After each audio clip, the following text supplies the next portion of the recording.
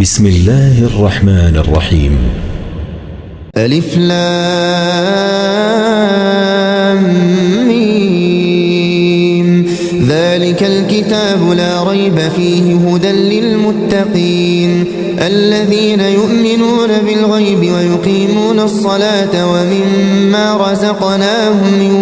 ينفقون والذين يؤمنون بما أنزل إليك وما أنزل من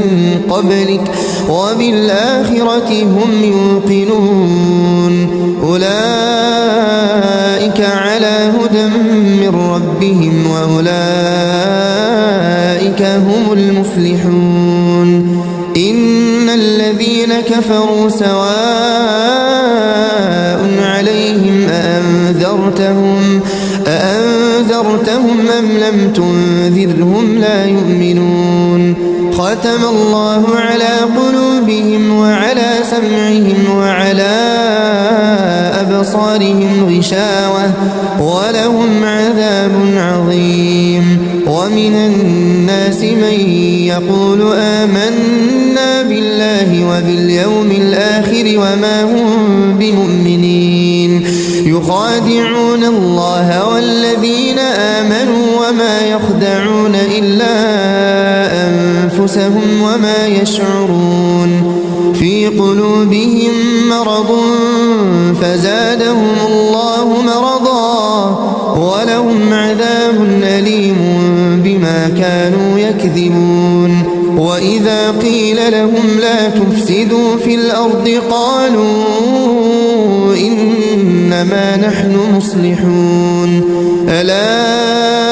إنهم هم المفسدون ولكن لا يشعرون. وإذا قيل لهم آمنوا كما آمن الناس قالوا أنؤمن كما آمن السفهاء ألا إنهم هم السفهاء ولكن لا يعلمون. وإذا لقوا الذين آمنوا قالوا آمنا وإذا خلوا إلى شياطينهم قالوا إنا معكم إنما نحن مستهزئون. الله يستهزئ بهم ويمدهم في طغيانهم يعمهون. أولئك الذين اشتروا الضلالة بالهدى فما ربحت تجارتهم وما كانوا مهتدين. مثلهم كمثل الذي استوقد نارا فلما أضاءت ما حوله ذهب الله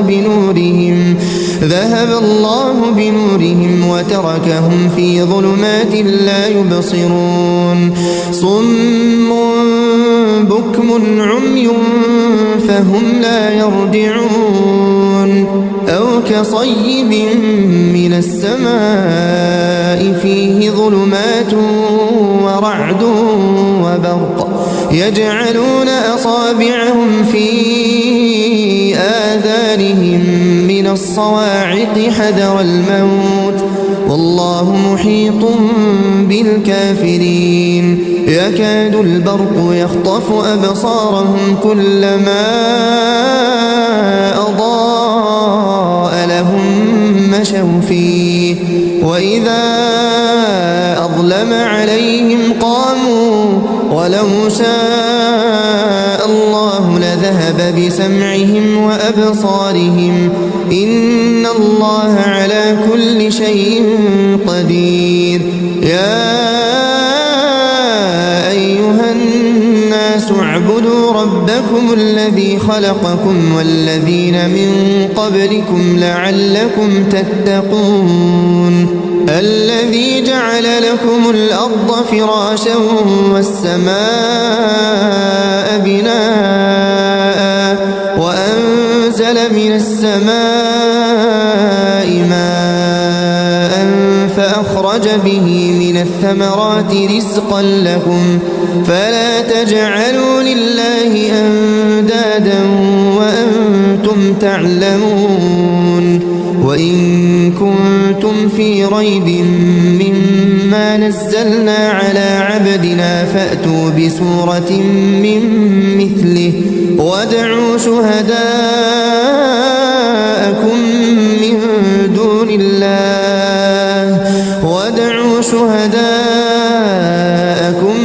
من دون الله إن كنتم صادقين فإن لم تفعلوا ولن تفعلوا فاتقوا النار التي وقودها الناس والحجارة أعدت للكافرين وبشر الذين آمنوا وعملوا الصالحات أن لهم جنات تجري من تحتها الأنهار كلما رزقوا منها من ثمرة رزقا قالوا هذا الذي رزقنا من قبل وأتوا به متشابها ولهم فيها أزواج مطهرة وهم فيها خالدون إن الله لا يستحيي أن يضرب مثلا ما بعوضة فما فوقها فأما الذين آمنوا فيعلمون أنه الحق من ربهم وأما الذين كفروا فيقولون ماذا أراد الله بهذا مثلا يضل به كثيرا ويهدي به كثيرا وما يضل به إلا الفاسقين الذين ينقضون عهد الله من بعد ميثاقه ويقطعون ما أمر الله به أن يوصل ويفسدون في الأرض أولئك هم الخاسرون كيف تكفرون بالله وكنتم أمواتا فأحياكم ثم يميتكم ثم يحييكم ثم إليه ترجعون هو الذي خلق لكم ما في الأرض جميعا ثم استوى إلى السماء فسواهن 7 سماوات وهو بكل شيء عليم وإذ قال ربك للملائكة إني جاعل في الأرض خليفة قالوا أتجعل فيها من يفسد فيها ويسفك الدماء ونحن نسبح بحمدك ونقدس لك قال إني أعلم ما لا تعلمون وعلم آدم الأسماء كلها ثم عرضهم على الملائكة فقال أنبئوني بأسماء هؤلاء إن كنتم صادقين قالوا سبحانك لا علم لنا إلا ما علمتنا إنك أنت العليم الحكيم قال يا آدم أنبئهم بأسمائهم فلما أنبأهم بأسمائهم قال ألم أقل لكم إني أعلم غيب السماوات والأرض وأعلم ما تبدون وما كنتم تكتمون وإذ قلنا للملائكة اسجدوا لآدم فسجدوا إلا إبليس أبى واستكبر وكان من الكافرين وقلنا يا آدم اسكن أنت وزوجك الجنة وكلا منها رغدا حيث شئتما ولا تقربا هذه الشجرة فتكونا من الظالمين فأزلهما الشيطان عنها فأخرجهما مما كانا فيه وقلنا اهبطوا بعضكم لبعض عدو ولكم في الأرض مستقر ومتاع إلى حين فتلقى آدم من ربه كلمات فتاب عليه إنه هو التواب الرحيم قلنا اهبطوا منها جميعا فإما يأتينكم مني هدى فمن تبع هداي فلا خوف عليهم ولا هم يحزنون والذين كفروا وكذبوا بآياتنا أولئك أصحاب النار هم فيها خالدون يا بني إسرائيل اذكروا نعمتي التي أنعمت عليكم وأوفوا بعهدي أوف بعهدكم وإياي فارهبون وآمنوا بما أنزلت مصدقا لما معكم ولا تكونوا أول كافر به ولا تشتروا بآياتي ثمنا قليلا وإياي فاتقون ولا تلبسوا الحق بالباطل وتكتموا الحق وأنتم تعلمون وأقيموا الصلاة وآتوا الزكاة واركعوا مع الراكعين أتأمرون الناس بالبر وتنسون أنفسكم وأنتم تتلون الكتاب أفلا تعقلون واستعينوا بالصبر والصلاة وإنها لكبيرة إلا على الخاشعين الذين يظنون أنهم ملاقو ربهم وأنهم إليه راجعون يا بني إسرائيل اذكروا نعمتي التي أنعمت عليكم وأني فضلتكم على العالمين واتقوا يوما لا تجزي نفس عن نفس شيئا ولا يقبل منها شفاعة ولا يؤخذ منها عدل ولا هم ينصرون وإذ نجيناكم من آل فرعون يسومونكم سوء العذاب يذبحون أبناءكم ويستحيون نساءكم وفي ذلكم بلاء من ربكم عظيم وإذ فرقنا بكم البحر فأنجيناكم وأغرقنا آل فرعون وأنتم تنظرون وإذ واعدنا موسى 40 ليلة ثم اتخذتم العجل من بعده وأنتم ظالمون ثم عفونا عنكم من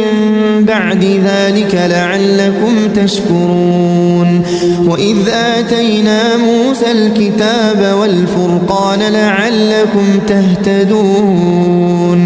وإذ قال موسى لقومه يا قوم إنكم ظلمتم أنفسكم باتخاذكم العجل فتوبوا إلى بارئكم فاقتلوا أنفسكم ذلكم خير لكم عند بارئكم فتاب عليكم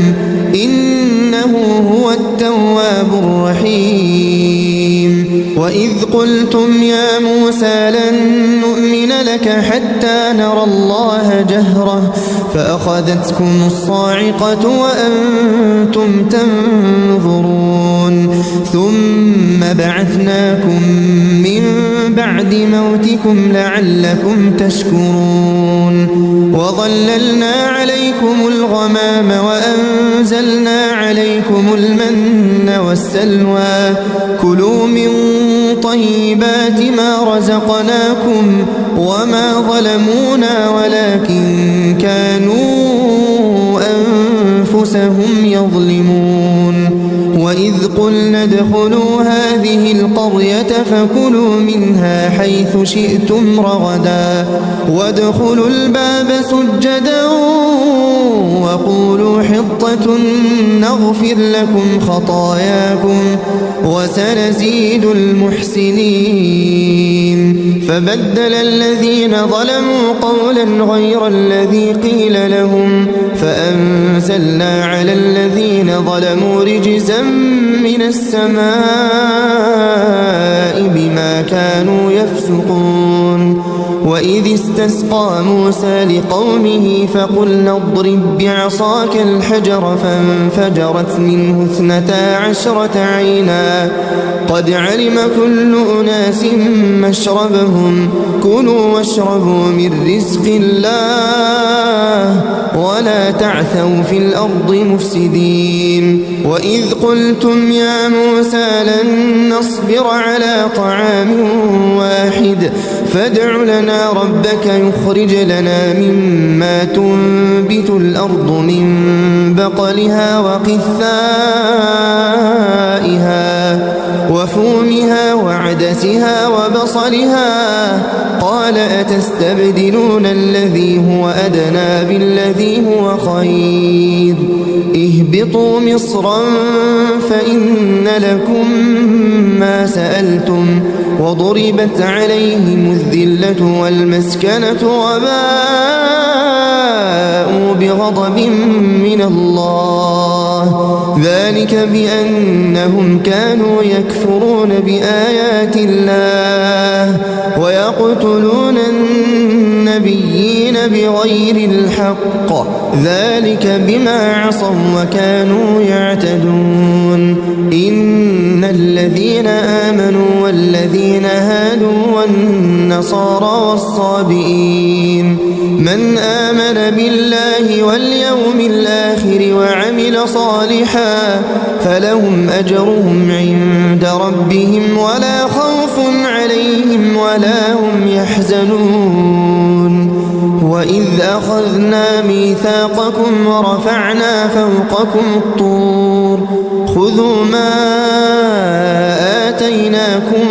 بقوة واذكروا ما فيه لعلكم تتقون ثم توليتم من بعد ذلك فلولا فضل الله عليكم ورحمته لكنتم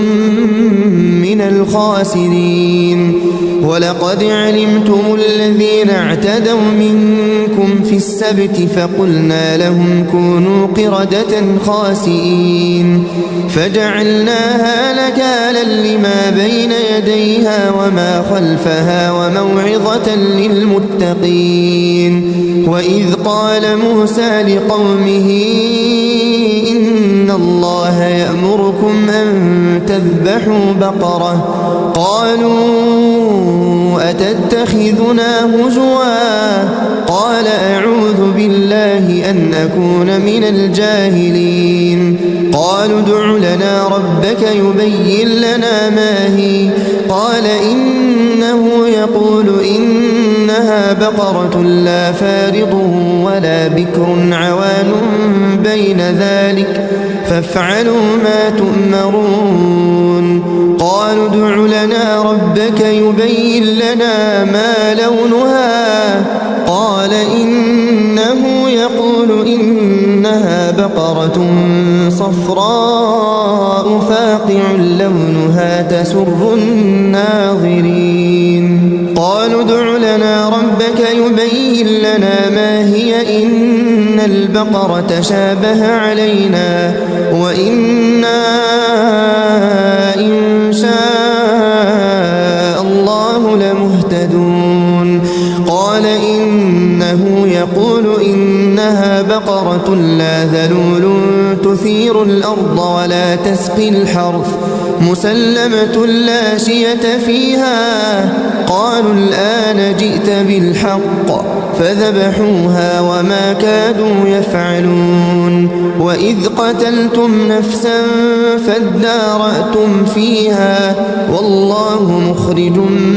ما كنتم تكتمون فقلنا اضربوه ببعضها كذلك يحيي الله الموتى ويريكم آياته لعلكم تعقلون ثم قست قلوبكم من بعد ذلك فهي كالحجارة أو أشد قسوة وإن من الحجارة لما يتفجر منه الأنهار وإن منها لما يشقق فيخرج منه الماء وإن منها لما يهبط من خشية الله وما الله بغافل عما تعملون أفتطمعون أن يؤمنوا لكم وقد كان فريق منهم يسمعون كلام الله ثم يحرفونه من بعد ما عقلوه وهم يعلمون وإذا لقوا الذين آمنوا قالوا آمنا وإذا خلا بعضهم إلى بعض قالوا أتحدثونهم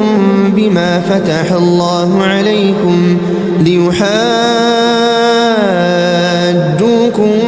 به عند ربكم أفلا تعقلون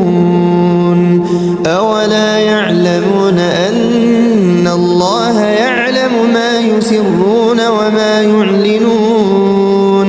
ومنهم أميون لا يعلمون الكتاب إلا أماني وإن هم إلا يظنون فويل للذين يكتبون الكتاب بأيديهم ثم يقولون هذا من عند الله ليشتروا به ثمنا قليلا فويل لهم مما كتبت أيديهم وويل لهم مما يكسبون وقالوا لن تمسنا النار إلا أياما معدودة قل أتخذتم عند الله عهدا فلن يخلف الله عهده أم تقولون على الله ما لا تعلمون بلى من كسب سيئة وأحاطت به خطيئته فأولئك أصحاب النار هم فيها خالدون والذين آمنوا وعملوا الصالحات أولئك أصحاب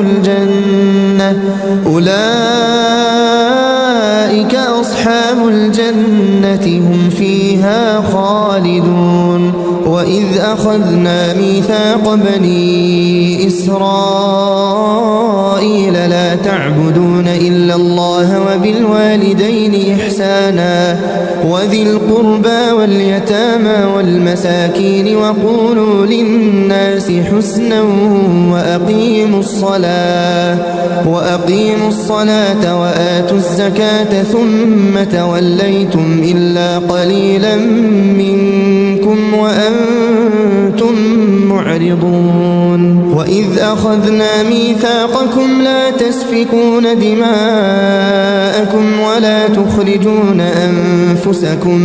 من دياركم ثم أقررتم وأنتم تشهدون ثم أنتم هؤلاء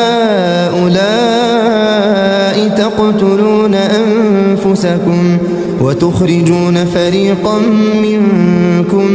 من ديارهم تظاهرون عليهم بالإثم والعدوان وإن يأتوكم أسارى تفادوهم وهو محرم عليكم إخراجهم أفتؤمنون ببعض الكتاب وتكفرون ببعض فما جزاء من يفعل ذلك منكم إلا خزي في الحياة الدنيا ويوم القيامة يردون إلى أشد العذاب وما الله بغافل عما تعملون أولئك الذين اشتروا الحياة الدنيا بالآخرة فلا يخفف عنهم العذاب ولا هم ينصرون ولقد آتينا موسى الكتاب وقفينا من بعده بالرسل وآتينا عيسى ابن مريم البينات وأيدناه بروح القدس أفكلما جاءكم رسول بما لا تهوى أنفسكم استكبرتم ففريقا كذبتم وفريقا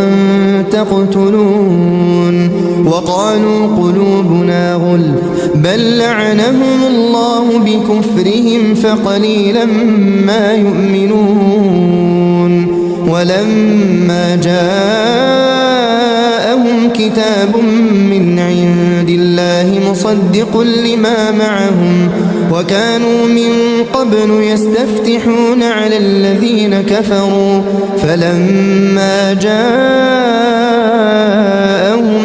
ما عرفوا كفروا به فلعنة الله على الكافرين بئس ما اشتروا به أنفسهم أن يكفروا بما أنزل الله بغيا أن ينزل الله من فضله على من يشاء من عباده فباءوا بغضب على غضب وللكافرين عذاب مهين وإذا قيل لهم آمنوا بما أنزل الله قالوا نؤمن بما أنزل علينا ويكفرون بما وراءه وهو الحق مصدقا لما معهم قل فلم تقتلون أنبياء الله من قبل إن كنتم مؤمنين ولقد جاءكم موسى بالبينات ثم اتخذتم العجل من بعده وأنتم ظالمون وإذ أخذنا ميثاقكم ورفعنا فوقكم الطور خذوا ما آتيناكم بقوة واسمعوا قالوا سمعنا وعصينا وأشربوا في قلوبهم العجل بكفرهم قل بئس ما يأمركم به إيمانكم إن كنتم مؤمنين قل إن كانت لكم الدار الآخرة عند الله خالصة من دون الناس فتمنوا الموت إن كنتم صادقين ولن يتمنوه أبدا بما قدمت أيديهم والله عليم بالظالمين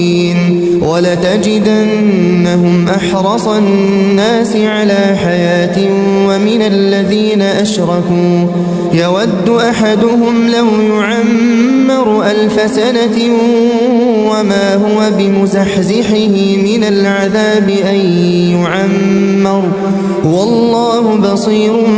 بما يعملون قل من كان كان عدوا لجبريل فإنه نزله على قلبك بإذن الله مصدقا لما بين يديه وهدى وبشرى للمؤمنين من كان عدوا لله وملائكته ورسله وجبريل وميكال فإن الله عدو للكافرين ولقد أنزلنا إليك آيات بينات وما يكفر بها إلا الفاسقون أوكلما عاهدوا عهدا نبذه فريق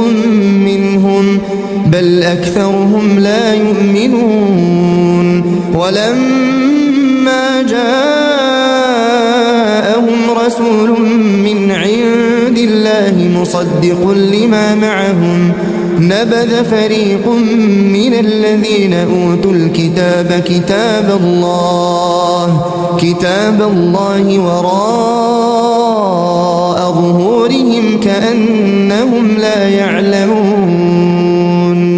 واتبعوا ما تتلو الشياطين على ملك سليمان وما كفر سليمان ولكن الشياطين كفروا يعلمون الناس السحر وما أنزل على الملكين ببابل هاروت وماروت وما يعلمان من أحد حتى يقولا إنما نحن فتنة فلا تكفر فيتعلمون منهما ما يفرقون به بين المرء وزوجه وما هم بضارين به من أحد إلا بإذن الله ويتعلمون ما يضرهم ولا ينفعهم ولقد علموا لمن اشتراه ما له في الآخرة من خلاق ولبئس ما شروا به أنفسهم لو كانوا يعلمون ولو أنهم آمنوا واتقوا لمثوبة من عند الله خير لو كانوا يعلمون يا أيها الذين آمنوا لا تقولوا راعنا وقولوا انظرنا واسمعوا وللكافرين عذاب أليم ما يود الذين كفروا من أهل الكتاب ولا المشركين أن ينزل عليكم من خير من ربكم والله يختص برحمته من يشاء والله ذو الفضل العظيم ما ننسخ من آية أو ننسها نأتي بخير منها أو مثلها ألم تعلم أن الله على كل شيء قدير ألم تعلم أن الله له ملك السماوات والأرض وما لكم من دون الله من ولي ولا نصير أم تريدون أن تسألوا رسولكم كما سئل موسى من قبل ومن يتبدل الكفر بالإيمان فقد ضل سواء السبيل ود كثير من أهل الكتاب لو يردونكم من بعد إيمانكم كفارا حسدا من عند أنفسهم من بعد ما تبين لهم الحق فاعفوا واصفحوا حتى يأتي الله بأمره إن الله على كل شيء قدير وأقيموا الصلاة وآتوا الزكاة وما تقدموا لأنفسكم من خير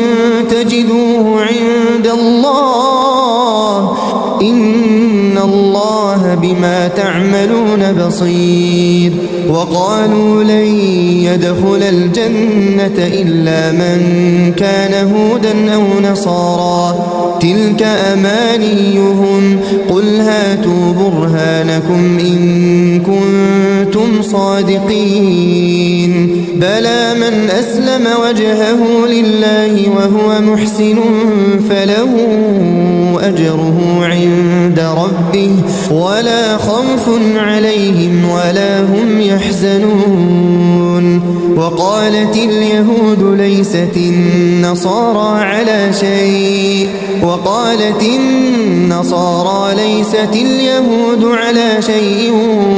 وهم يتلون الكتاب كذلك قال الذين لا يعلمون مثل قولهم فالله يحكم بينهم يوم القيامة فيما كانوا فيه يختلفون ومن أظلم ممن منع مساجد الله أن يذكر فيها اسمه وسعى في خرابها أولئك ما كان لهم أن يدخلوها إلا خائفين لهم في الدنيا خزي ولهم في الآخرة عذاب عظيم ولله المشرق والمغرب فأينما تولوا فثم وجه الله إن الله واسع عليم وقالوا اتخذ الله ولدا سبحانه بل له ما في السماوات والأرض كل له قانتون بديع السماوات والأرض وإذا قضى أمرا فإنما يقول له كن فيكون وقال الذين لا يعلمون لولا يكلمنا الله أو تأتينا آية كذلك قال الذين من قبلهم مثل قولهم تشابهت قلوبهم قد بينا الآيات لقوم يوقنون إنا أرسلناك بالحق بشيرا ونذيرا ولا تسأل عن أصحاب الجحيم ولن ترضى عنك اليهود ولا النصارى حتى تتبع ملتهم قل إن هدى الله هو الهدى ولئن اتبعت أهواءهم بعد الذي جاءك من العلم ما لك من الله من ولي ولا نصير الذين آتيناهم الكتاب يتلونه حق تلاوته أولئك يؤمنون به ومن يكفر به فأولئك هم الخاسرون يا بني إسرائيل اذكروا نعمتي التي أنعمت عليكم وأني فضلتكم على العالمين واتقوا يوما لا تجزي نفس عن نفس شيئا ولا يقبل منها عدل ولا تنفعها شفاعة ولا هم ينصرون وإذ ابتلى إبراهيم ربه بكلمات فأتمهن قال إني جاعلك للناس إماما قال ومن ذريتي قال لا ينال عهد الظالمين وإذ جعلنا البيت مثابة للناس وأمنا واتخذوا من مقام إبراهيم مصلى وعهدنا إلى إبراهيم وإسماعيل أن طهر بيتي للطائفين والعاكفين والركع السجود وإذ قال إبراهيم رب اجعل هذا بلدا آمنا وارزق أهله من الثمرات من آمن منهم بالله واليوم الآخر قال ومن كفر فأمتعه قليلا ثم أضطره إلى عذاب النار وبئس المصير وإذ يرفع إبراهيم القواعد من البيت وإسماعيل ربنا تقبل منا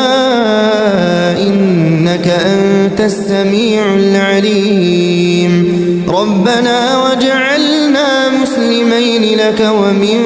ذريتنا أمة مسلمة لك وأرنا مناسكنا وتب علينا إنك أنت التواب الرحيم ربنا وابعث فيهم رسولا منهم يتلو عليهم آياتك ويعلمهم الكتاب والحكمة ويزكيهم إنك أنت العزيز الحكيم ومن يرغب عن ملة إبراهيم إلا من سفه نفسه ولقد اصطفيناه في الدنيا وإنه في الآخرة لمن الصالحين إذ قال له ربه أسلم قال أسلمت لرب العالمين ووصى بها إبراهيم بنيه ويعقوب يا بني إن الله اصطفى لكم الدين فلا تموتن إلا وأنتم مسلمون أم كنتم شهداء إذ حضر يعقوب الموت إذ قال لبنيه ما تعبدون من بعدي قالوا نعبد إلهك وإله آبائك إبراهيم وإسماعيل وإسحاق إلها واحدا ونحن له مسلمون تلك أمة قد خلت لها ما كسبت ولكم ما كسبتم ولا تسألون عما كانوا يعملون وقالوا كونوا هودا أو نصارى تهتدوا قل بل ملة إبراهيم حنيفا وما كان من المشركين قولوا آمنا بالله وما أنزل إلينا وما أنزل إلى إبراهيم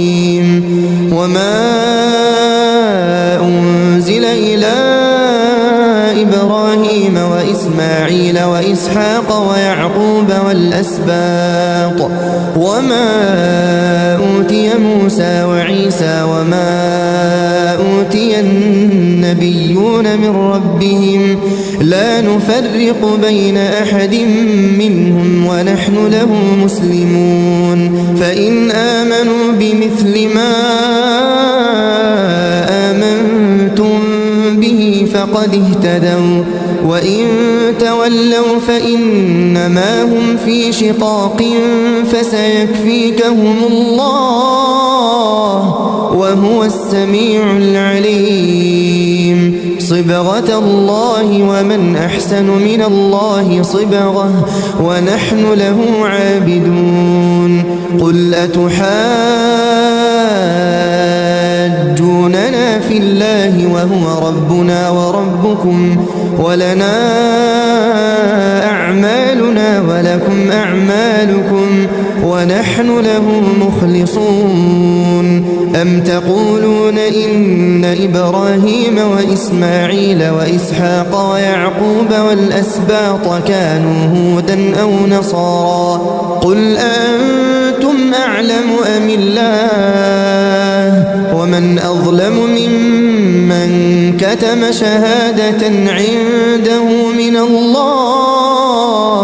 وما الله بغافل عما تعملون تلك تلك أمة قد خلت لها ما كسبت ولكم ما كسبتم ولا تسألون عما كانوا يعملون سيقول السفهاء من الناس ما ولاهم عن قبلتهم التي كانوا عليها قل لله المشرق والمغرب يهدي من يشاء إلى صراط مستقيم وكذلك جعلناكم أمة وسطا لتكونوا شهداء على الناس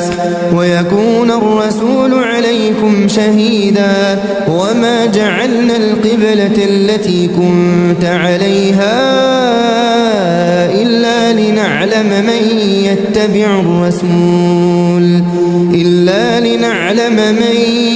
يتبع الرسول ممن ينقلب على عقبيه وإن كانت لكبيرة إلا على الذين هدى الله وما كان الله ليضيع إيمانكم إن الله بالناس لرؤوف رحيم قد نرى تقلب وجهك في السماء فلنولينك قبلة ترضاها فول وجهك شطر المسجد الحرام وحيث ما كنتم فولوا وجوهكم شطره وإن الذين أوتوا الكتاب ليعلمون أنه الحق من ربهم وما الله بغافل عما يعملون ولئن أتيت الذين أوتوا الكتاب بكل آية ما تبعوا قبلتك وما أنت بتابع قبلتهم وما بعضهم بتابع قبلة بعض ولئن اتبعت أهواءهم من بعد ما جاءك من العلم إنك إذا لمن الظالمين الذين آتيناهم الكتاب يعرفونه كما يعرفون أبناءهم وإن فريقا منهم ليكتمون الحق وهم يعلمون الحق من ربك فلا تكونن من الممترين ولكل وجهة هو موليها فاستبقوا الخيرات أينما تكونوا يأتي بكم الله جميعا إن الله على كل شيء قدير ومن حيث خرجت فول وجهك شطر المسجد الحرام وإنه للحق من ربك وما الله بغافل عما تعملون ومن حيث خرجت فول وجهك شطر المسجد الحرام وحيث ما كنتم فولوا وجوهكم شطره لئلا يكون للناس عليكم حجة إلا الذين ظلموا منهم فلا تخشوهم واخشوني ولأتم نعمتي عليكم ولعلكم تهتدون كما أرسلنا فيكم رسولا منكم يتلو عليكم آياتنا ويزكيكم ويعلمكم الكتاب والحكمة ويعلمكم ما لم تكونوا تعلمون فاذكروني أذكركم واشكروا لي ولا تكفرون يا أيها الذين آمنوا استعينوا بالصبر والصلاة إن الله مع الصابرين ولا تقولوا لمن يقتل في سبيل الله أموات بل أحياء ولكن لا تشعرون ولنبلونكم بشيء من الخوف والجوع ونقص من الأموال والأنفس والثمرات وبشر الصابرين الذين إذا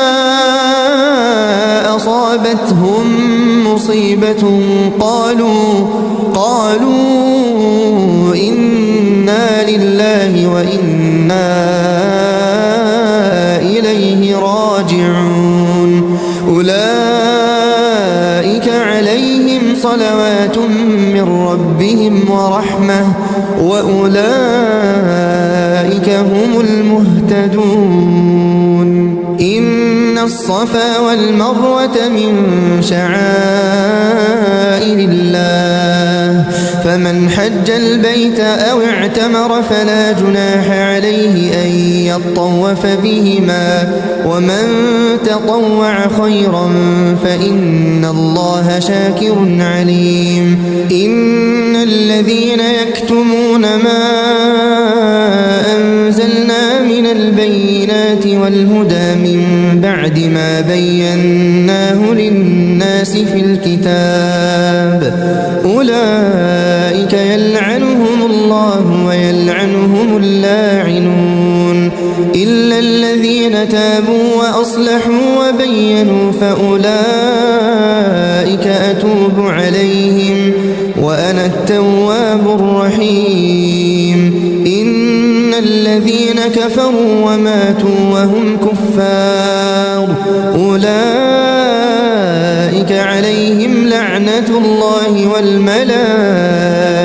والناس أجمعين خالدين فيها لا يخفف عنهم العذاب ولا هم ينظرون وإلهكم إله واحد لا إله إلا هو الرحمن الرحيم إن في خلق السماوات والأرض واختلاف الليل والنهار والفلك التي تجري في البحر بما ينفع الناس وما أنزل الله من السماء من ماء فأحيا به الأرض بعد موتها وبث فيها من كل دابة وتصريف الرياح والسحاب المسخر بين السماء والأرض لآيات لقوم يعقلون ومن الناس من يتخذ من دون الله أندادا يحبونهم كحب الله والذين آمنوا أشد حبا لله ولو يرى الذين ظلموا إذ يرون العذاب أن القوة لله جميعا وأن الله شديد العذاب إذ تبرأ الذين اتبعوا من الذين اتبعوا ورأوا العذاب وتقطعت بهم الأسباب وقال الذين اتبعوا لو أن لنا كرة فنتبرأ منهم كما تبرأوا منا كذلك يريهم الله أعمالهم حسرات عليهم وما هم بخارجين من النار يا أيها الناس كلوا مما في الأرض حلالا طيبا ولا تتبعوا خطوات الشيطان إنه لكم عدو مبين إنما يأمركم بالسوء والفحشاء وأن تقولوا على الله ما لا تعلمون وإذا قيل لهم اتبعوا ما أنزل الله قالوا بل نتبع ما ألفينا عليه آباءنا أولو كان آباؤهم لا شيئا ولا يهتدون ومثل الذين كفروا كمثل الذي ينعق بما لا يسمع إلا دعاء ونداء صم بكم عمي فهم لا يعقلون يا أيها الذين آمنوا كلوا من طيبات ما رزقناكم واشكروا لله إن كنتم إياه تعبدون إنما حرم عليكم الميتة والدم ولحم الخنزير وما أهل به لغير الله فمن اضطر غير باغ ولا عاد فلا إثم عليه إن الله غفور رحيم إن الذين يكتمون ما أنزل الله من الكتاب ويشترون به ثمنا قليلا أولئك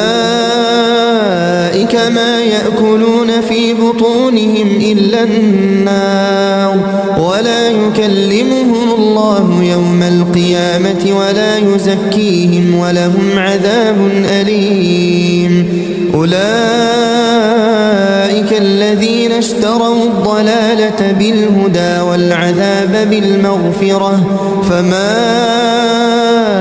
أصبرهم على النار ذلك بأن الله نزل الكتاب بالحق وإن الذين اختلفوا في الكتاب لفي شقاق بعيد ليس البر أن تولوا وجوهكم قبل المشرق والمغرب ولكن البر من آمن بالله واليوم الآخر والملائكة والكتاب والنبيين وآتى المال على حبه ذوي القربى واليتامى والمساكين وابن السبيل والسائلين وفي الرقاب وأقام الصلاة وآتى الزكاة والموفون بعهدهم إذا عاهدوا والصابرين في البأساء والضراء وحين البأس أولئك الذين صدقوا وأولئك هم المتقون يا أيها الذين آمنوا كتب عليكم القصاص في القتلى الحر بالحر والعبد بالعبد والأنثى بالأنثى فمن عفي له من أخيه شيء فاتباع بالمعروف وأداء إليه بإحسان ذلك تخفيف من ربكم ورحمة فمن اعتدى بعد ذلك فله عذاب أليم ولكم في القصاص حياة يا أولي الألباب لعلكم تتقون كتب عليكم إذا حضر أحدكم الموت إن ترك خيرا الوصية للوالدين والأقربين بالمعروف حقا على المتقين فمن بدله بعدما سمعه فإنما إثمه على الذين يبدلونه إن الله سميع عليم فمن خاف من موص جنفا أو إثما فأصلح بينهم فلا إثم عليه إن الله غفور رحيم يا أيها الذين آمنوا كتب عليكم الصيام كما كتب على الذين من قبلكم لعلكم تتقون أياما معدودات فمن كان منكم مريضا أو على سفر فعدة من أيام أخر وعلى الذين يطيقونه فدية طعام مسكين فمن تطوع خيرا فهو خير له وأن تصوموا خير لكم إن كنتم تعلمون شهر رمضان الذي أنزل فيه القرآن هدى للناس وبينات من الهدى والفرقان فمن شهد منكم الشهر فليصمه ومن كان مريضا أو على سفر فعدة من أيام أخر يريد الله بكم اليسر ولا يريد بكم العسر ولتكملوا العدة ولتكبروا الله على ما هداكم ولعلكم تشكرون وإذا سألك عبادي عني فإني قريب أجيب دعوة الداع إذا دعان فليستجيبوا لي وليؤمنوا بي لعلهم يرشدون أحل لكم ليلة الصيام الرفث إلى نسائكم هن لباس لكم وأنتم لباس لهن علم الله أنكم كنتم تختانون أنفسكم فتاب عليكم وعفى عنكم فالآن باشروهن وابتغوا ما كتب الله لكم وكلوا واشربوا حتى يتبين لكم الخيط الأبيض من الخيط الأسود من الفجر ثم أتموا الصيام إلى الليل ولا تباشروهن وأنتم عاكفون في المساجد تلك حدود الله فلا تقربوها كذلك يبين الله آياته للناس لعلهم يتقون ولا تأكلوا أموالكم بينكم بالباطل وتدلوا بها إلى الحكام لتأكلوا فريقا من أموال الناس بالإثم وأنتم تعلمون يسألونك عن الأهلة قل هي مواقيت للناس والحج وليس البر بأن تأتوا البيوت من ظهورها ولكن البر من اتقى وأتوا البيوت من أبوابها واتقوا الله لعلكم تفلحون وقاتلوا في سبيل الله الذين يقاتلونكم ولا تعتدوا إن الله لا يحب المعتدين واقتلوهم حيث ثقفتموهم وأخرجوهم من حيث أخرجوكم والفتنة أشد من القتل ولا تقاتلوهم عند المسجد الحرام حتى يقاتلوكم فيه فإن قاتلوكم فاقتلوهم كذلك جزاء الكافرين فإن انتهوا فإن الله غفور رحيم وقاتلوهم حتى لا تكون فتنة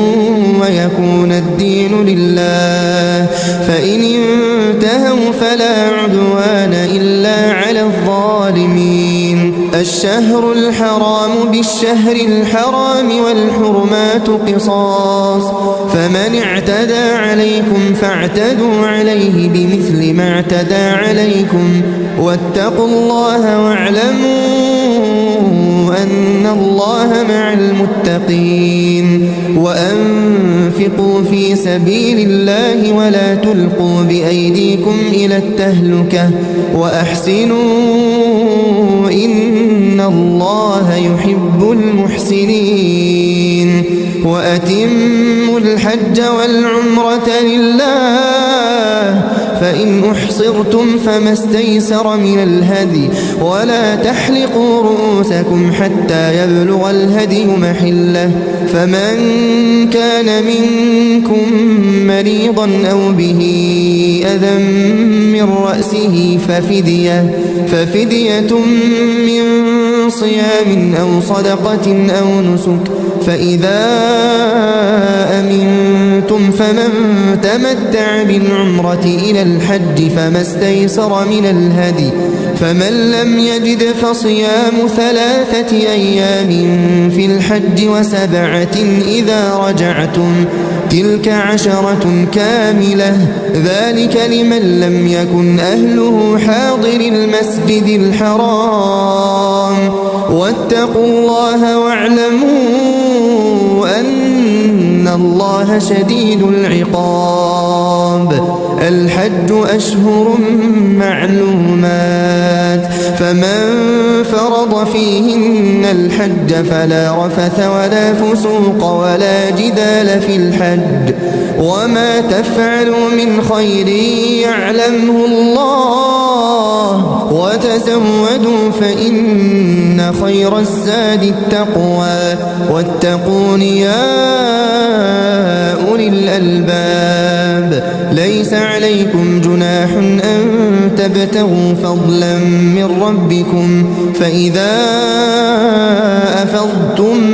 من عرفات فاذكروا الله عند المشعر الحرام واذكروه كما هداكم وإن كنتم من قبله لمن الضالين ثم أفيضوا من حيث أفاض الناس واستغفروا الله إن الله غفور رحيم فإذا قضيتم مناسككم فاذكروا الله كذكركم آباءكم أو أشد ذكرا فمن الناس من يقول ربنا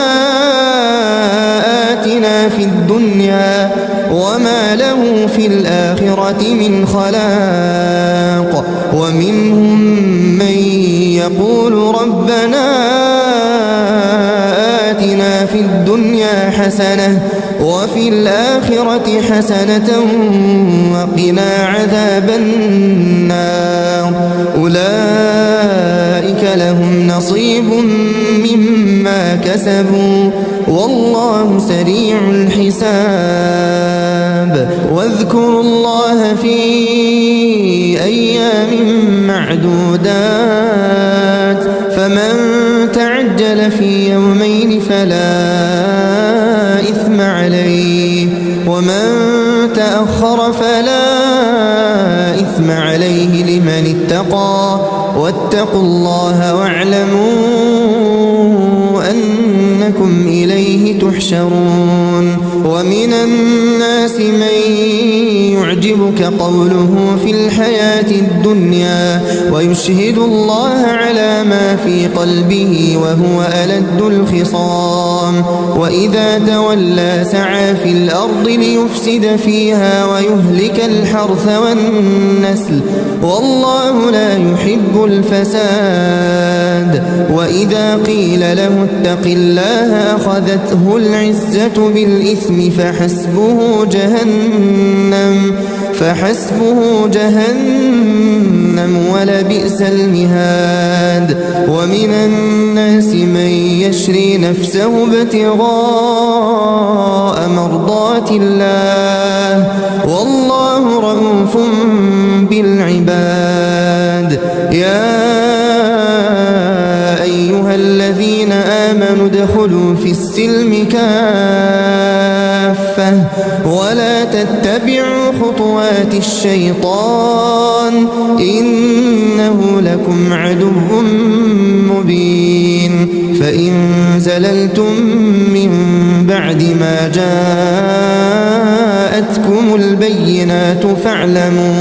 فاعلموا أن الله عزيز حكيم هل ينظرون إلا أن يأتيهم الله في ظلل من الغمام والملائكة وقضي الأمر وإلى الله ترجع الأمور. سل بني إسرائيل كم آتيناهم من آية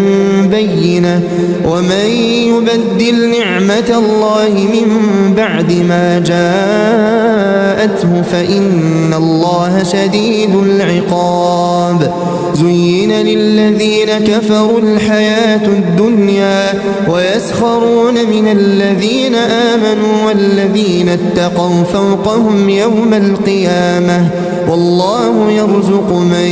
يشاء بغير حساب. كان الناس أمة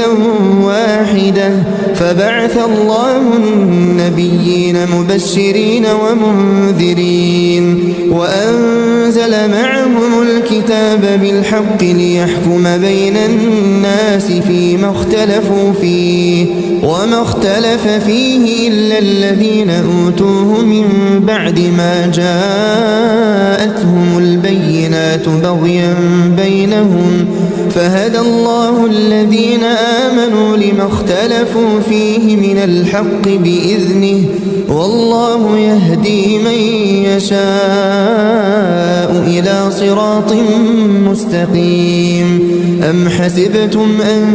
تدخلوا الجنة ولما يأتكم مثل الذين خلوا من قبلكم مستهم البأساء والضراء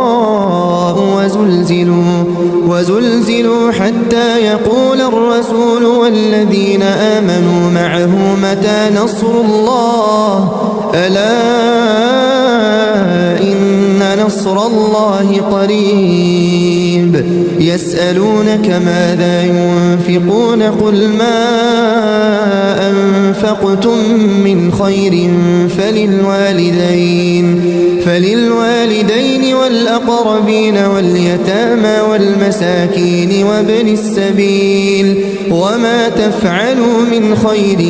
فإن الله به عليم. كتب عليكم القتال وهو كره لكم وعسى أن تكرهوا شيئا وهو خير لكم وعسى أن تحبوا شيئا وهو شر لكم والله يعلم وأنتم لا تعلمون. يسألونك عن الشهر الحرام قتال فيه قل قتال فيه كبير وصد عن سبيل الله وكفر به والمسجد الحرام وإخراج أهله منه أكبر عند الله والفتنة أكبر من القتل ولا يزالون يقاتلونكم حتى يردوكم عن دينكم إن استطاعوا ومن يرتدد منكم عن دينه فيمت وهو كافر فأولئك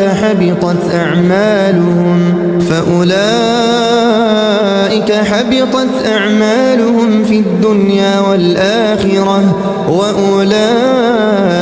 أصحاب النار هم فيها خالدون. إن الذين آمنوا والذين هاجروا وجاهدوا في سبيل الله أولئك يرجون رحمة الله والله غفور رحيم. يسألونك عن الخمر والميسر قل فيهما إثم كبير ومنافع للناس وإثمهما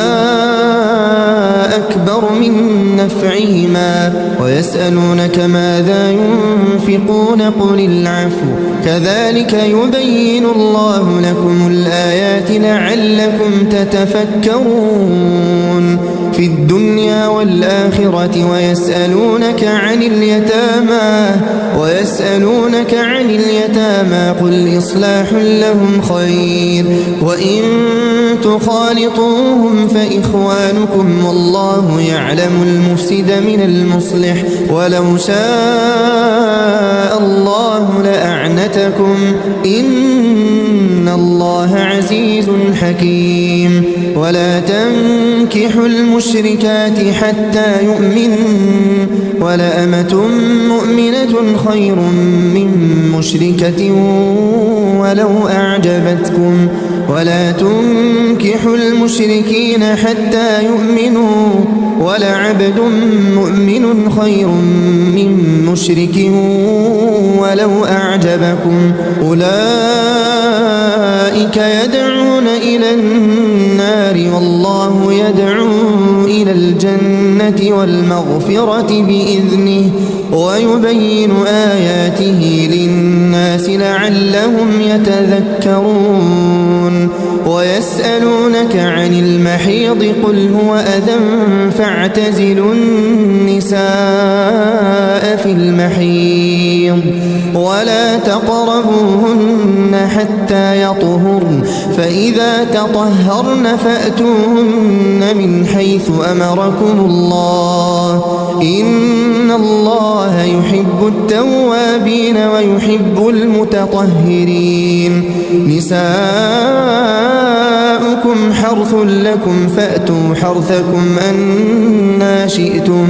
وقدموا لأنفسكم واتقوا الله واعلموا أنكم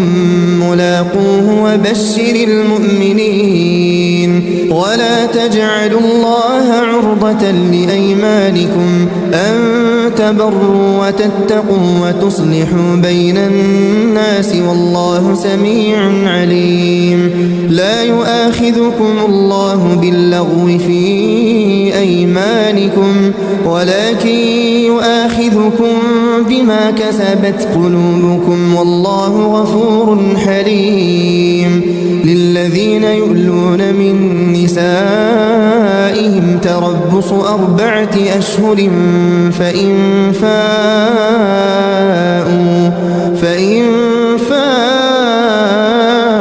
فإن الله غفور رحيم وإن عزموا الطلاق فإن الله سميع عليم والمطلقات يتربصن بأنفسهن 3 قروء ولا يحل لهن أن يكتمن ما خلق الله في أرحامهن إن كن يؤمن بالله واليوم الآخر وبعولتهن أحق بردهن في ذلك إن أرادوا إصلاحا ولهن مثل الذي عليهن بالمعروف وللرجال عليهن درجة والله عزيز حكيم الطلاق 2 فإمساك بمعروف أو تسريح بإحسان ولا يحل لكم أن تأخذوا مما آتيتموهن شيئا إلا أن يخافا ألا يقيما حدود الله فإن خفتم ألا يقيما حدود الله فلا جناح عليهما فيما افتدت به تلك حدود الله فلا تعتدوها ومن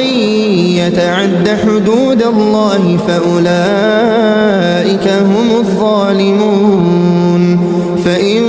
طلقها فلا تحل له من بعد حتى تنكح زوجا غيره فإن طلقها فلا جناح عليهما أن يتراجعا إن ظنا أن يقيما حدود الله الله وتلك حدود الله يبينها لقوم يعلمون وإذا طلقتم النساء فبلغن أجلهن فأمسكوهن بمعروف أو سرحوهن بمعروف ولا تمسكوهن ضرارا لتعتدوا ومن يفعل ذلك فقد ظلم نفسه ولا تتخذوا آيات الله هزوا واذكروا نعمة الله عليكم وما أنزل عليكم من الكتاب والحكمة يعظكم به واتقوا الله واعلموا أن الله بكل شيء عليم وإذا طلقتم النساء فبلغن أجلهن فلا تعضلوهن أن ينكحن أزواجهن إذا تراضوا بينهم بالمعروف ذلك يوعظ به من كان منكم يؤمن بالله واليوم الآخر ذلكم أزكى لكم وأطهر والله يعلم وأنتم لا تعلمون والوالدات يرضعن أولادهن حولين كاملين لمن أراد أن يتم الرضاعة وعلى المولود له رزقهن وكسوتهن بالمعروف لا تكلف نفس إلا وسعها لا تضار والدة بولدها ولا مولود له بولده وعلى الوارث مثل ذلك فإن أرادا فصالا عن تراض منهما وتشاور فلا جناح عليهما وإن أردتم أن تسترضعوا أولادكم فلا جناح عليكم إذا سلمتم ما آتيتم بالمعروف واتقوا الله واعلموا أن الله بما تعملون بصير والذين يتوفون منكم ويذرون أزواجا يتربصن بأنفسهن 4 أشهر وعشرا فإذا بلغن أجلهن فلا جناح عليكم فيما فعلن في أنفسهن بالمعروف والله بما تعملون خبير ولا جناح عليكم فيما عرضتم به من خطبة النساء أو أكننتم في أنفسكم علم الله أنكم ستذكرونهن ولكن لا تواعدوهن سرا إلا أن تقولوا قولا معروفا ولا تعزموا عقدة النكاح حتى يبلغ الكتاب أجله واعلموا أن الله يعلم ما في أنفسكم فاحذروا واعلموا أن الله غفور حليم لا جناح عليكم إن طلقتم النساء ما لم تمسوهن أو تفرضوا لهن فريضة ومتعوهن على الموسع قدره وعلى المقتر قدره متاعا بالمعروف حقا على المحسنين وإن طلقتموهن من قبل أن تمسوهن وقد فرضتم لهن فريضة فنصف ما فرضتم إلا أن يعفون أو يعفو الذي بيده عقدة النكاح وأن تعفوا أقرب للتقوى ولا تنسوا الفضل بينكم إن الله بما تعملون بصير حافظوا على الصلوات والصلاة الوسطى وقوموا لله قانتين فإن خفتم فرجالا أو ركبانا فإذا أمنتم فاذكروا الله كما علمكم ما لم تكونوا تعلمون والذين يتوفون منكم ويذرون أزواجا وصية لأزواجهم متاعا إلى الحول غير إخراج فإن خرجن فلا جناح عليكم فيما فعلن في أنفسهن من معروف والله عزيز حكيم وللمطلقات متاع بالمعروف حقا على المتقين كذلك يبين الله لكم آياته لعلكم تعقلون ألم تر إلى الذين خرجوا من ديارهم وهم ألوف حذر الموت فقال لهم الله موتوا ثم أحياهم إن الله لذو فضل على الناس ولكن أكثر الناس لا يشكرون وقاتلوا في سبيل الله واعلموا أن الله سميع عليم من ذا الذي يقرض الله قرضا حسنا فيضاعفه له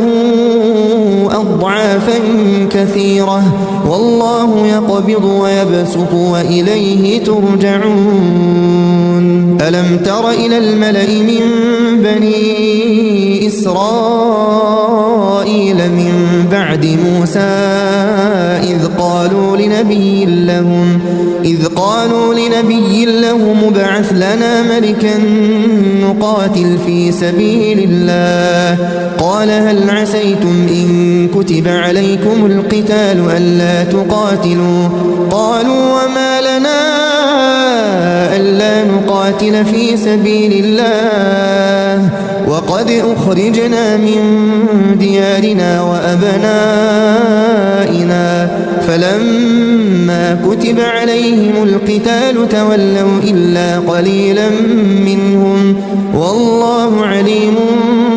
بالظالمين وقال لهم نبيهم إن الله قد بعث لكم طالوت ملكا قالوا أنى يكون له الملك علينا ونحن أحق بالملك منه ولم يؤت سعة من المال قال إن الله اصطفاه عليكم وزاده بسطة في العلم والجسم والله يؤتي ملكه من يشاء والله واسع عليم وقال لهم نبيهم إن آية ملكه أن يأتيكم التابوت فيه سكينة من ربكم وبقية مما ترك آل موسى وآل هارون تحمله الملائكة إن في ذلك لآية لكم إن كنتم مؤمنين فلما فصل طالوت بالجنود قال إن الله مبتليكم بنهر فمن شرب منه فليس مني ومن لم يطعمه فإنه مني إلا من اغترف غرفة بيده فشربوا منه إلا قليلا منهم فلما جاوزه هو والذين آمنوا معه قالوا لا طاقة لنا اليوم بجالوت وجنوده قال الذين يظنون أنهم ملاقو الله كم من فئة قليلة غلبت فئة كثيرة بإذن الله والله مع الصابرين. ولما برزوا لجالوت وجنوده قالوا ربنا أفرغ علينا صبرا وثبت أقدامنا وانصرنا على القوم الكافرين. فهزموهم بإذن الله وقتل داود جالوت وآتاه الله الملك والحكمة وعلمه مما يشاء. ولولا دفع الله الناس بعضهم ببعض لفسدت الأرض ولكن الله ذو فضل على العالمين. تلك آيات الله نتلوها عليك بالحق وإنك لمن المرسلين. تلك الرسل فضلنا بعضهم على بعض منهم من كلم الله ورفع بعضهم درجات وآتينا عيسى ابن مريم البينات وأيدناه بروح القدس. ولو شاء الله ما اقتتل الذين من بعدهم من بعد ما جاءتهم البينات ولكن اختلفوا فمنهم من آمن ومنهم من كفر. ولو شاء الله ما اقتتلوا ولكن الله يفعل ما يريد. يا أيها الذين آمنوا أنفقوا مما رزقناكم من قبل أن يأتي يوم لا بيع فيه ولا خلة ولا شفاعة والكافرون هم الظالمون. الله لا إله إلا هو الحي القيوم لا تأخذه سنة ولا نوم له ما في السماوات وما في الأرض. من ذا الذي يشفع عنده إلا بإذنه يعلم ما بين أيديهم وما خلفهم ولا يحيطون بشيء من علمه إلا بما شاء. وسع كرسيه السماوات والأرض ولا يؤوده حفظهما وهو العلي العظيم. لا إكراه في الدين قد تبين الرشد من الغي. فمن يكفر بالطاغوت ويؤمن بالله فقد استمسك بالعروة الوثقى لا انفصام لها والله سميع عليم. الله ولي الذين آمنوا يخرجهم من الظلمات إلى النور والذين كفروا أولياؤهم الطاغوت يخرجونهم من النور إلى الظلمات أولئك أصحاب النار هم فيها خالدون. ألم تر إلى الذي حاج إبراهيم في ربه أن آتاه الله الملك إذ قال إبراهيم ربي الذي يحيي ويميت قال أنا أحيي وأميت. قال إبراهيم فإن الله يأتي بالشمس من المشرق فأت بها من المغرب فبهت الذي كفر والله لا يهدي القوم الظالمين. أو كالذي مر على قرية وهي خاوية على عروشها قال أنى يحيي هذه الله بعد موتها فأماته الله 100 عام ثم بعثه قال كم لبثت قال لبثت يوما أو بعض يوم قال بل لبثت 100 عام فانظر وانظر إلى طعامك وشرابك لم يتسنه وانظر إلى حمارك ولنجعلك آية للناس وانظر إلى العظام كيف ننشزها ثم نكسوها لحما فلما تبين له قال أعلم أن الله على كل شيء قدير وإذ قال إبراهيم رب أرني كيف تحيي الموتى قال أولم تؤمن قال بلى ولكن ليطمئن قلبي قال فخذ 4 من الطير فصرهن إليك ثم اجعل على كل جبل منهن جزءا ثم ادعهن يأتينك سعيا واعلم أن الله عزيز حكيم مثل الذين ينفقون أموالهم في سبيل الله كمثل حبة أنبتت 7 سنابل في كل سنبلة 100 حبة والله يضاعف لمن يشاء والله واسع عليم الذين ينفقون أموالهم في سبيل الله ثم لا يتبعون ما أنفقوا منا ولا أذى لهم أجرهم عند ربهم ولا خوف عليهم ولا هم يحزنون قول معروف ومغفرة خير من صدقة يتبعها أذى والله غني حليم يا أيها الذين آمنوا لا تبطلوا صدقاتكم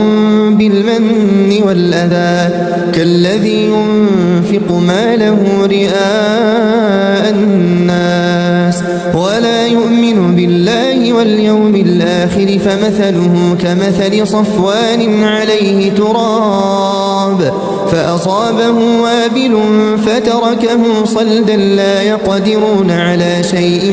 مما كسبوا والله لا يهدي القوم الكافرين ومثل الذين ينفقون أموالهم ابتغاء مرضات الله وتثبيتا من أنفسهم كمثل جنة بربوة أصابها وابل فآتت أكلها ضعفين فإن لم يصبها وابل فطل والله بما تعملون بصير أيود أحدكم أن تكون له جنة من نخيل وأعناب تجري من تحتها الأنهار له فيها من كل الثمرات وأصابه الكبر وله ذرية ضعفاء فأصابها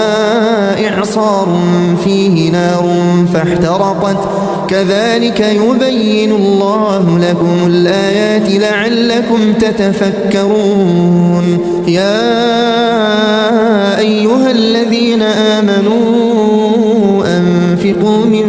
طيبات ما كسبتم ومما أخرجنا لكم من الأرض ولا تيمموا الخبيث منه تنفقون ولستم بآخذيه إلا أن تغمضوا فيه واعلموا أن الله غني حميد الشيطان يعدكم الفقر ويأمركم بالفحشاء والله يعدكم مغفرة منه وفضلا والله واسع عليم يؤتي الحكمة من يشاء ومن يؤت الحكمة فقد أوتي خيرا كثيرا وما يذكر إلا أولو الألباب وما أنفقتم من نفقة أو نذرتم من نذر فإن الله يعلمه وما للظالمين من أنصار إن تبدوا الصدقات فنعما هي وإن تخفوها وتؤتوها الفقراء فهو خير لكم ويكفر عنكم من سيئاتكم والله بما تعملون خبير ليس عليك هداهم ولكن الله يهدي من يشاء وما تنفقوا من خير فلأنفسكم وما تنفقون إلا ابتغاء وجه الله وما تنفقوا من خير يوفى إليكم وأنتم لا تظلمون للفقراء الذين أحصروا في سبيل الله لا يستطيعون ضربا في الأرض يحسبهم الجاهل أغنياء من التعفف تعرفهم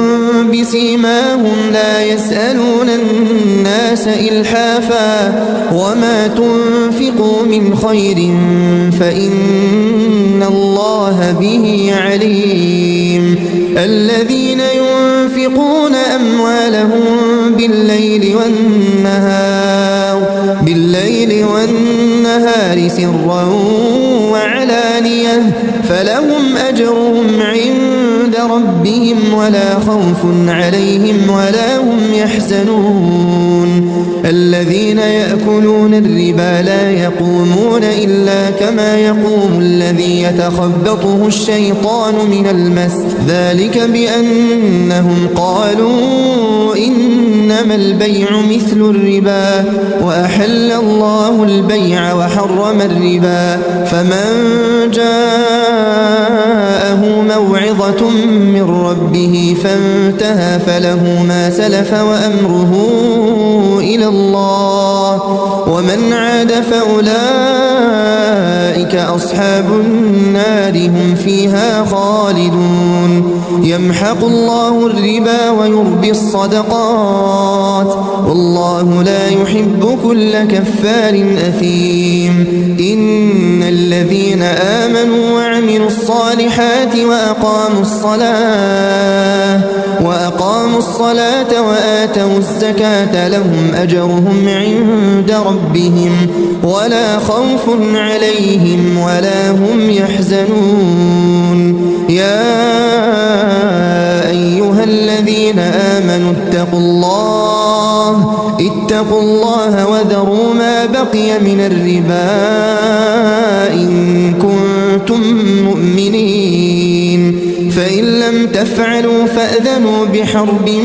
من الله ورسوله وإن تبتم فلكم رؤوس أموالكم لا تظلمون ولا تظلمون وإن كان ذو عسرة فنظرة إلى ميسرة وأن تصدقوا خير لكم إن كنتم تعلمون واتقوا يوما ترجعون فيه إلى الله ثم توفى كل نفس ما كسبت وهم لا يظلمون يا أيها الذين آمنوا إذا تداينتم بدين إلى أجل مسمى فاكتبوه وليكتب بينكم كاتب بالعدل ولا يأب كاتب أن يكتب كما علمه الله فليكتب وليملل الذي عليه الحق وليتق الله ربه ولا يبخس منه شيئا فإن كان الذي عليه الحق سفيها أو ضعيفا أو لا يستطيع أن يمل هو فليملل وليه بالعدل واستشهدوا شهيدين من رجالكم فإن لم يكونا رجلين فرجل وامرأتان ممن ترضون من الشهداء أن تضل إحداهما فتذكر إحداهما الأخرى ولا يأبى الشهداء إذا ما دعوا ولا تسأموا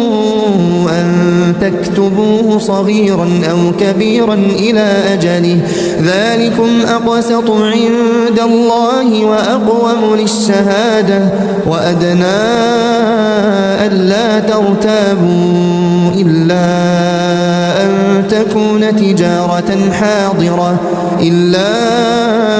أن تكون تجارة حاضرة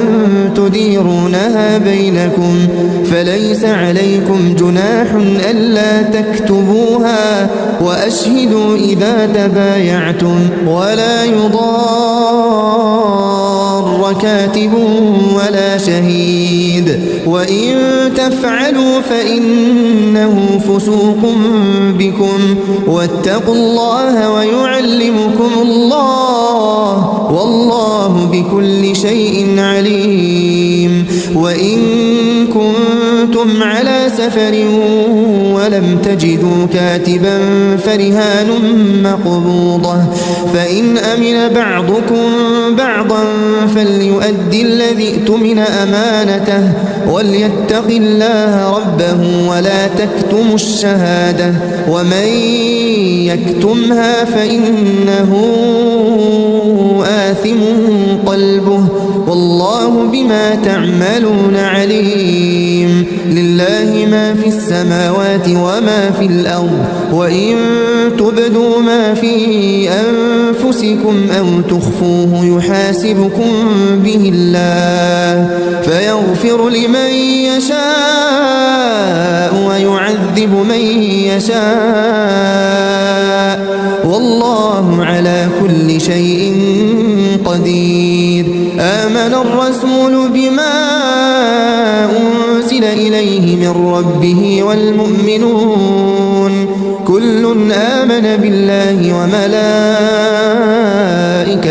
وكتبه ورسله لا نفرق بين أحد من رسله وقالوا سمعنا وأطعنا غفرانك ربنا وإليك المصير لا يكلف الله نفسا إلا وسعها لها ما كسبت وعليها ما اكتسبت ربنا لا تؤاخذنا إن نسينا أو أخطأنا ربنا ولا تحمل علينا إصرا كما حملته على الذين من قبلنا ربنا ولا تحملنا ما لا طاقة لنا به واعف عنا واغفر لنا وارحمنا أنت مولانا فانصرنا على القوم الكافرين